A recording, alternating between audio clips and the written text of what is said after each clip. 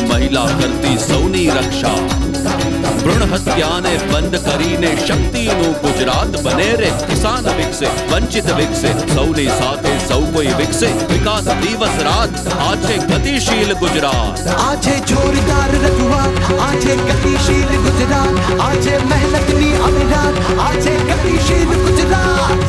વીજળી સૂર્ય કિરણથી જબકે જળની રેલમ છેલ છે સગળે. રસ્તા મકાન બંધો વિકસ્યા, ચેક ડેમ ને ખેત તલાવડી, રણને થંભાવીને ઊભા.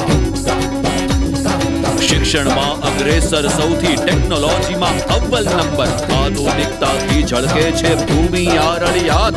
આ છે ગતિશીલ ગુજરાત, આ છે ગતિશીલ ગુજરાત.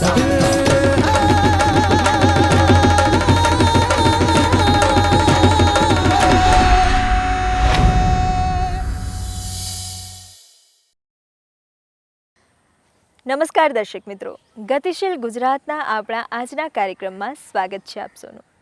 દર્શક મિત્રો, ગુજરાતમાં થઈ રહેલ કેટલીક મહત્વપૂર્ણ અને વિકાસશીલ ગતિવિધિઓને સંકલિત રૂપે નિહાળીએ સમાચાર સારાંશમાં.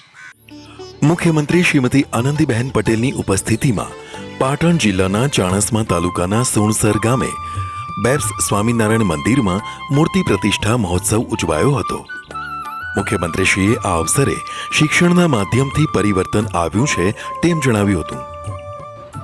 આપ વિચાર કરો કે કોઈ પણ માણસ ચોરી કરવા માટે શા માટે પ્રેરાય છે? કારણ કે એના બાપદાદા ચોરી કરતા હોય, ઘરમાં નાના નાના બાળકો હોય, એને પણ એ જ યોગ્ય લાગે કે દાદાજી કરે છે એટલે આ જ સાચું છે, બાપુજી કરે છે માટે આ જ સાચું છે. કારણ કે એ સિવાયના પછી કોઈ સંસ્કાર ઘરની અંદર જે મોટા થતા બાળકો છે, યુવાનો છે, એને મળતા નથી હોતા. આ બધામાં પરિવર્તન લાવવાનું મુખ્ય કામ કરતું હોય છે શિક્ષણ. અને એટલા માટે સમગ્ર રાજ્યની અંદર વધુમાં વધુ શિક્ષણના મંદિરો ઊભા થાય એના માટેનો આપણો પ્રયાસ શરૂ થયો. મુખ્યમંત્રીશ્રીએ ઇતિહાસને યાદ કરી અને કહ્યું હતું કે જ્યારે ગ્રામજનો પોતે જ નક્કી કરે કે અમારે આ કામ કરવું છે, પછી દુનિયાની કોઈ તાકાત નથી કે એમને રોકી શકે. મિત્રો, આ બધાએ નક્કી કર્યું કે હવે અમારે પહેલા જે પ્રવૃત્તિઓ કરતા હતા, હવે એમાંની કોઈ પ્રવૃત્તિ અમારે કરવી નથી. સત્સંગ કરીને સારું જીવન જીવવું છે. અને એ નક્કી કર્યું ને તમે એ પંથ ઉપર ચાલ્યા. આજે એને કારણે આજે સુણસર નો ઇતિહાસ બદલાયો. મિત્રો, જેમ એ વખતના સુણસરનો ઇતિહાસ લખાયેલો છે, મિત્રો, હવે આવતા દિવસોની અંદર સુણસરનો બીજો ઇતિહાસ લખાશે. બીજો ઇતિહાસ લખાશે.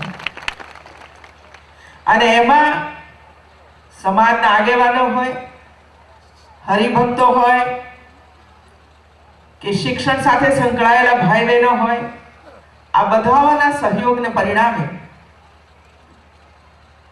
આજે સુણસર ગામમાં સૂર્યોદય ઉગ્યો છે. રાજ્ય સરકારની વિકાસકીય યોજનાઓનો લાભ લેવા મુખ્યમંત્રીશ્રીએ ઉપસ્થિતોને અનુરોધ કર્યો હતો. રાજ્યે છેલ્લા 15 વર્ષથી ગુજરાતના વિકાસ માટે અનેકવિધ પગલાં ભર્યા છે. કોઈ એવો વિભાગ બાકી નથી રાખ્યો કે જે વિભાગની અંદર અને વિભાગ સાથે સંકળાયેલા પરિવારોને રાજ્ય સરકારે આર્થિક ઉન્નતિ માટે પ્રયાસ ન કર્યો હોય. એનો લાભ લેવાનું કામ ગામના વડીલોએ કરવો જોઈએ. કે આ યોજના છે, એનો લાભ આપણે કેવી રીતે લઈશું? ટપક સિંચાઈ યોજનાનો લાભ લેવા તેઓએ હિમાયત કરી હતી.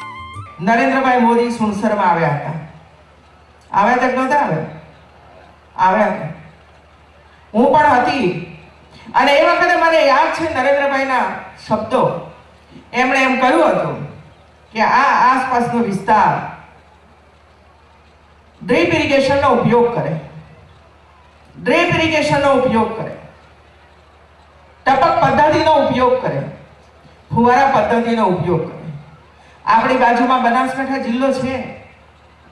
આખા રાજ્યની અંદર સૌથી વધુ ટપક પદ્ધતિ અને ફુવારા પદ્ધતિનો ઉપયોગ કરનાર કોઈ જિલ્લો હોય તો તે બનાસકાંઠા જિલ્લો છે મિત્રો. બનાસકાંઠા જિલ્લો છે. અને પાણીમાં ખેતીમાં ડ્રીપ ઇરિગેશન વાપરવાથી કેટલો ફાયદો થાય છે તમે બધા જાણો છો. ઓછું પાણી વપરાય, ઓછું ખાતર વપરાય, ઓછી દવા જોઈએ, જમીન ફળદ્રુપ રહે, ખર્ચ ઓછો થાય, ઉત્પાદન વધે, અને ઉત્પાદન વધે એટલે ઘરમાં વધારે આવક આવે. મહિલાઓ સંચાલિત દૂધ મંડળીઓને આપવામાં આવતી સહાયની વાત કરતા તેઓએ જણાવ્યું હતું કે જે ગામની અંદર મહિલાઓ સંચાલિત દૂધ સહકારી મંડળીઓ છે એમને પોતાના ગામની અંદર નાની ડેરી ચલાવવા માટે 300 ચોરસ મીટરનો પ્લોટ 1 રૂપિયો લઈને અને 5 લાખ રૂપિયાની રોકડ સહાય ચેક એ બહેનોના હાથમાં રાજ્ય સરકાર મૂકી રહી છે, જેથી કરીને ડેરીનું કામ એમના ગામની અંદર આરામથી કરી શકે. ગુજરાતની મહિલા શક્તિની સરાહના મુખ્યમંત્રીશ્રીએ કરી હતી. 33% અનામત, 8000 પોલીસોની ભરતી આપણે કરવા જઈ રહ્યા છીએ ત્યારે કામકાજ ચાલુ છે, જેમાંથી લગભગ 2800 જેટલી મહિલાઓને આની અંદર નોકરી મળવાની છે. પોલીસ કોન્સ્ટેબલ તરીકે, ડીવાયએસપી, પીઆઈ, પીએસઆઈ. બહેનોએ અરજીઓ કરી, 1 લાખ કરતા વધારે અરજીઓ બહેનોએ કરી છે કોન્સ્ટેબલ બનવા માટે. આ ગુજરાતની મહિલાઓની તાકાત છે. એમને પણ સુરક્ષા લોકોની કરવી છે. ગુજરાતની સરહદોનું રક્ષણ એમણે પણ કરવું છે. ખેડૂતોના પાકનું રક્ષણ એમણે પણ કરવું છે. મહિલાઓની સુરક્ષા પણ મહિલા કોન્સ્ટેબલ દ્વારા થાય એના માટે પણ એમની પ્રતિબદ્ધતા છે. મુખ્યમંત્રી અમૃતમ યોજનાનો ઉલ્લેખ કરી અને શ્રીમતી આનંદીબહેને કહ્યું હતું કે ગરીબને પણ ક્યાંક વિચાર તો આવે જ કે ભાઈ હું ગરીબ છું એટલા માટે કોઈ સારી હોસ્પિટલમાં ન જઈ શક્યો, હૃદયનું ઓપરેશન કરવા માટે કોઈ સારી હોસ્પિટલને જવાની ઈચ્છા હોય પરંતુ એ જઈ ન શકે, દીકરીની સુવાવડ સારી હોસ્પિટલમાં કરાવવા માટે એની ઈચ્છા હોય પણ આર્થિક સ્થિતિ સારી ન હોય તો એ હોસ્પિટલમાં ન જઈ શકે. અને એટલા માટે નરેન્દ્રભાઈએ નક્કી કર્યું અને એમણે મુખ્યમંત્રી અમૃતમ યોજના, મા યોજના બનાવી. જેટલા પણ બીપીએલ કાર્ડ ધરાવે છે તમામને 2 લાખ રૂપિયાનું એક કાર્ડ આપણે આપીએ, જે કાર્ડના માધ્યમ દ્વારા કોઈ પરિવારને એમ લાગે કે ભાઈ કિડનીનું ઓપરેશન કરવું છે, હૃદયનું ઓપરેશન કરવું છે, તો એ કાર્ડ લઈને સરકારી હોસ્પિટલમાં નહીં પણ પ્રાઇવેટ હોસ્પિટલમાં, ખાનગી હોસ્પિટલમાં જઈને પણ એ કાર્ડ બતાવે તો એનું ઓપરેશન થઈ જાય અને એનો જે ખર્ચ છે એ 2 લાખ રૂપિયાની અંદરથી કપાઈ જાય. સરકાર એની ભરપાઈ કરી દે મિત્રો. એનાથી આગળ જઈને આપણે બીજું ઉમેર્યું એમાં આ વર્ષના બજેટની અંદર બીપીએલ કાર્ડને તો બીપીએલ ફેમિલીને તો આ બધું મળ્યું પણ હજુ સમાજની અંદર ગરીબ વર્ગ છે. આપણી સરકારે નિર્ણય કર્યો કે આમાં જેની ઓછી આવક છે અને વર્ષમાં 1,20,000 રૂપિયા કમાતી હોય, એટલે ઘરની આવક 1,20,000 રૂપિયા હોય તો એવા પરિવારોને પણ 2 લાખ રૂપિયાનું કાર્ડ આપણે આપીએ. 2 લાખ રૂપિયાનું કાર્ડ આપણે આપીએ. સંસ્કારી અને મૂલ્યવાન સમાજના નિર્માણમાં મંદિરની ભૂમિકા જણાવતા મુખ્યમંત્રીશ્રીએ જણાવ્યું હતું કે આજે આવું એક સ્વામિનારાયણ ભગવાનનું સુંદર મંદિરનું અહીં નિર્માણ થયું છે. આ એકલું મંદિર નથી મિત્રો, આ એકલું મંદિર નથી. અહીં માનવીના જીવનનું ઘડતર થવાનું છે, બાળકોના જીવનનું ઘડતર થવાનું છે અને એ જીવનમાં મહત્વનું છે. એ જીવનમાં મહત્વનું છે. આવું એક બાક્સ મંદિર સુણસરની અંદર બન્યું છે તો સુણસરના સૌ વડીલોને હું ખૂબ ખૂબ અભિનંદન આપું છું. અને સુણસર પોતે જ આખા પાટણ જિલ્લા માટે નહીં પણ સમગ્ર ઉત્તર ગુજરાત માટે એક આદર્શ ગામ બની રહે એવી હું શુભેચ્છા વ્યક્ત કરું છું. રાજ્ય કક્ષાના શ્રમ અને રોજગાર મંત્રી શ્રી દિલીપ કુમાર ઠાકોર, ગૃહ રાજ્ય મંત્રી શ્રી રજનીકાંત પટેલ તથા પદાધિકારીઓ, મહાનુભાવો અને ભક્તજનો ઉપસ્થિત રહ્યા હતા. દર્શક મિત્રો, ગતિશીલ ગુજરાતના આપણા આજના કાર્યક્રમને આગળ ધપાવીએ તે પહેલા જોઈ લઈએ એક સંદેશ. रण उत्सव, जब कच्छ की ये सफेद धरती नए रंग ओढ़ लेती, उत्साह के, उत्सव के। किसने सोचा होगा कि इस बंजर धरती में इतनी खुशियां भी पनप सकती हैं। ये त्योहार, इसमें खुशबू है मिठास की, मस्ती की, मिट्टी की। इसमें खुशबू है गुजरात की। यहां त्योहार का मजा है हर दिन हर रात में। यहां की कला बसती है छोटे छोटे गांवों में, परिवारों में, उनके हाथों में। यहां की सुपरस्टार तो यही है। आइए सीखिए सुई से भी तेज आंखों और धागे से भी महीन उंगलियों से की गई ये एम्ब्रॉयडरी, ये शानदार ब्लॉक प्रिंटिंग।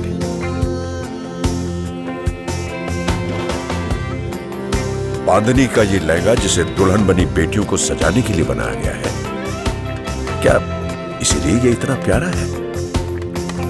पाटन की इस पटोला सिल्क साड़ी को बनाने में 7 महीने लगे, या यूं कहिए कि 700 साल।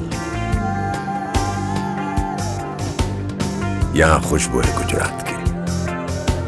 भाई साहब, बेटी की शादी का लहंगा ले जाइए सौगात में।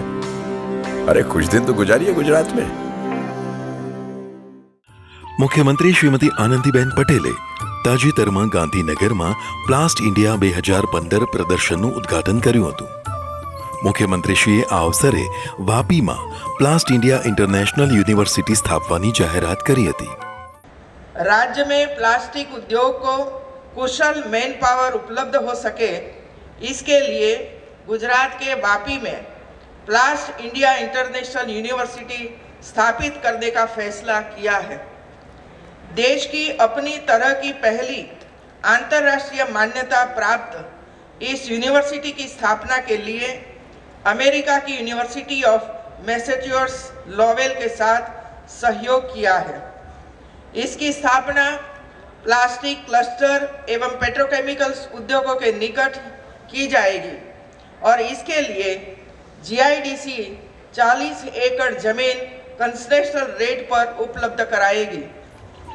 તેઓએ પ્લાસ્ટિક ઉદ્યોગ દ્વારા થઈ રહેલી રોજગારી નિર્માણની વાત કરતા જણાવ્યું હતું કે एक अनुमान के मुताबिक प्लास्टिक उद्योग देश में 33 लाख लोगों को रोजगार प्रदान करता है और भविष्य में 30 लाख से अधिक रोजगार सृजन की संभावनाएं हैं. गुजरात की बात करें तो यहाँ तकरीबन 6,500 प्लास्टिक उद्योगों ने 2400 करोड़ रुपये का निवेश किया है और लगभग 61,000 लोगों को रोजगार प्रदान कर रहे हैं. મુખ્યમંત્રીશ્રીએ ભારતને પ્લાસ્ટિક ઉદ્યોગોના ઉત્પાદનનું આંતરરાષ્ટ્રીય હબ બનાવવા 3 બાબતોની આવશ્યકતા સમજાવી હતી. जब हमारे पास इतने अवसर और दिशाएं हैं तो क्यों न हम अंतर्राष्ट्रीय बाजार को ध्यान में रखते हुए उत्पादन के क्षेत्र में आगे बढ़े. इसके लिए 3 बड़ी चीजों की आवश्यकता है: skill man power, low cost and high quality product और जीरो इफेक्ट जीरो डिफेक्ट. મુખ્યમંત્રીશ્રીએ પ્લાસ્ટિક ઉદ્યોગ પર્યાવરણને અનુકૂળ બને તે માટે વિશેષ કાળજી લેવા આહ્વાન કર્યું હતું. प्लास्टिक उद्योग को पर्यावरण अनुकूल बनाने के लिए फिलहाल 30% वेस्ट प्लास्टिक का रिसाइकलिंग होता है.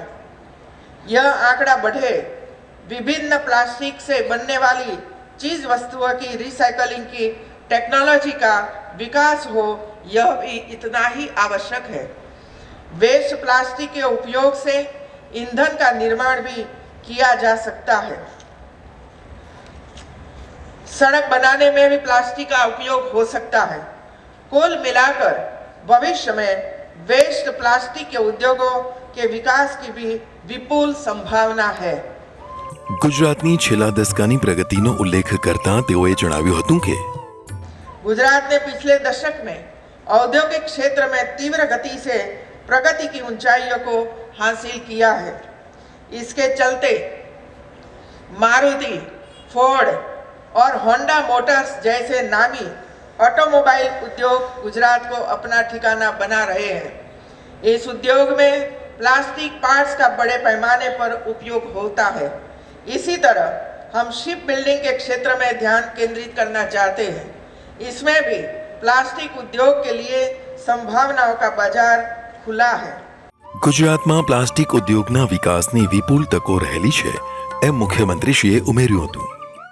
कंस्ट्रक्शन उद्योग एवं खेतीबाड़ी के क्षेत्र में प्लास्टिक के पाइप एवं आनुषंगिक प्लास्टिक पार्ट्स की जरूरत तो रहेगी ही। गुजरात जैसे राज्य में जहां 1600 किलोमीटर लंबा समुद्री तट है, वहां तो कंस्ट्रक्शन और इंफ्रास्ट्रक्चर क्षेत्र में प्लास्टिक के एंटी कोरोसिव होने के कारण उसके उपयोग की प्रचुर संभावना है। हाल ही में राज्य सरकार ने सिंचाई के लिए 2000 करोड़ रुपए की सरदार सरोवर की सब माइनर कैनाल का प्रोजेक्ट शुरू किया है। उसमें भी हम यूपीवीसी पाइप का इस्तेमाल करने वाले हैं। कृषि क्षेत्र में भी प्लास्टिक का उपयोग दिनों दिन बढ़ता जा रहा है। વાયબ્રન્ટ સમિટનો ઉલ્લેખ કરી મુખ્યમંત્રીશ્રીએ જણાવ્યું હતું કે हाल ही में आयोजित वाइब्रेंट गुजरात 2015 में प्लास्टिक उद्योग के क्षेत्र में कुल 1000 से ज़्यादा इन्वेस्टमेंट इंटेंशन हुए हैं। वर्ष 2015 देश के लिए उम्मीद का वर्ष है। हमारे प्रधानमंत्री ने स्किलिंग पर विशेष जोर दिया है। ऐसा पहली बार हुआ है जब देश में स्किल डेवलपमेंट के लिए बाकायदा एक अलग विभाग शुरू किया गया है। મુખ્યમંત્રીશ્રીએ જણાવ્યું હતું કે बेहतरीन उत्पादन के लिए हमें स्किल मैन पावर की जरूरत होगी। स्किल मैन पावर होगा तो आउटपुट अच्छा मिलेगा, लेकिन इसके लिए हमें स्वयं प्रोएक्टिव बनना पड़ेगा। गुजरात में उद्योगों को कुशल मानव बल उपलब्ध हो, इसके लिए हमने उद्योगों की आईटीआई के साथ जोड़कर एक अनोखा पीपीपी मॉडल विकसित किया है। इसमें industry responsive skill man power तैयार कर सकते हैं। यह एक ऐसा मॉडल है जिसमें नौजवानों को कौशल एवं रोजगार मिलता है, तो उद्योगों को उनकी ज़रूरत के मुताबिक मानव बल सुलभ होता है। આ અવસરે મુખ્યમંત્રીશ્રીને કન્યા કેળવણી નિધિ માટે ₹5 લાખનો ચેક અર્પણ કરાયો હતો। નાણામંત્રી શ્રી સૌરભભાઈ પટેલે પ્રાસંગિક ઉદ્બોધન કર્યું હતું। It's indeed a pleasure to have you over here. 9th Plast India is in Gandhinagar. And I'm sure many of you sitting over here, when you came down over here, you might not be expecting such a infrastructure in place in the shortest possible time.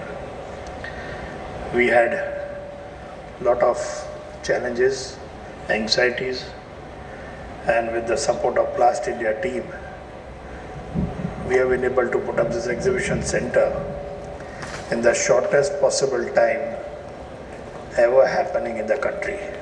પ્લાસ્ટ India ફાઉન્ડેશનના હોદ્દેદારો, વરિષ્ઠ સચિવો, સંબંધકર્તાઓ અને ઉદ્યોગ ક્ષેત્રના અગ્રણીઓ ઉપસ્થિત રહ્યા હતા। અમદાવાદમાં એલડી એન્જિનિયરિંગ કોલેજ ખાતે લક્ષ્ય 2015 ત્રિદિવસીય ટેકનિકલ ઇવેન્ટનો આરંભ મહિલા અને બાળ વિકાસ તથા શિક્ષણ રાજ્યમંત્રી શ્રીમતી પ્રોફેસર વસુબેન ત્રિવેદીએ કરાવ્યો હતો। તેઓએ વિદ્યાર્થીઓની ક્ષમતા વિકસાવવા શિક્ષકોએ વધુ સજ્જ થવા પર ભાર મૂક્યો હતો। ટેકનિકલ એજ્યુકેશન નિયામક શ્રી અનીશ માકડ અને કોલેજની ફેકલ્ટીના ડીન, પ્રાધ્યાપકો, સંશોધકો તથા વિદ્યાર્થીઓ આ અવસરે ઉપસ્થિત રહ્યા હતા। અમદાવાદના ધોળકા તાલુકાના રાયપુર ગામે શિક્ષણ મંત્રી શ્રી ભૂપેન્દ્રસિંહ ચુડાસમાના હસ્તે 66 કેવી રાયપુર સબસ્ટેશન જનતાને અર્પણ કરાયું હતું. મંત્રીશ્રીએ આ સમગ્ર વિસ્તારના ગ્રામીણ અર્થતંત્રને સંગીન બનાવવાનો નિર્ધાર વ્યક્ત કર્યો હતો. અત્યાર સુધીમાં 612 કરોડ રૂપિયાના વિકાસના કામો આ વિધાનસભા ક્ષેત્રમાં આપણે કર્યા છે. બીજા 100 કરોડના કામો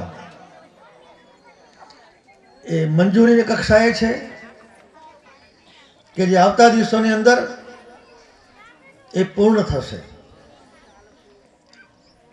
એટલે આ 700 કરોડના કામો રસ્તાના આવી જાય, પીવાના પાણીના આવી જાય, સિંચાઈના આવી જાય, આવા સબસ્ટેશનના આવી જાય, એસટીના આવી જાય. મહાનુભાવો, અધિકારીઓ અને નગરજનો ઉપસ્થિત રહ્યા હતા. અમદાવાદમાં રવિશંકર રાવલ કલાભવન ખાતે યોજાયેલા લલિત કલા ગૌરવ પુરસ્કાર 2012-13થી ચિત્ર, શિલ્પ અને છબી કલાના 9 કલાકારોનું ₹51,000 તામ્રપત્ર અને પ્રમાણપત્રથી રમતગમત, યુવા અને સાંસ્કૃતિક પ્રવૃત્તિ વિભાગના રાજ્યમંત્રી શ્રી નાનુભાઈ વાનાણીના હસ્તે સન્માન કરવામાં આવ્યું હતું.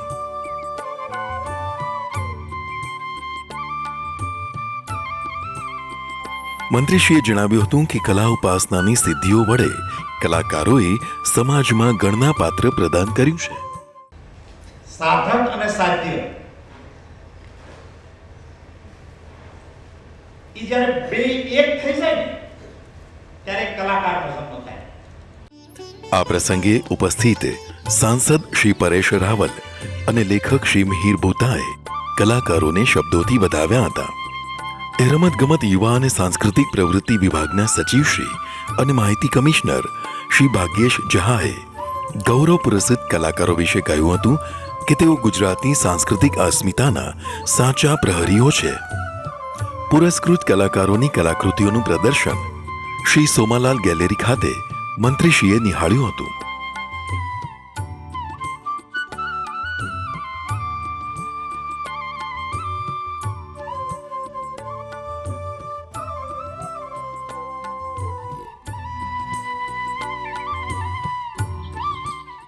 દર્શક મિત્રો, આપણા આજના કાર્યક્રમનો સમય થાય છે અહીંયા પૂરો.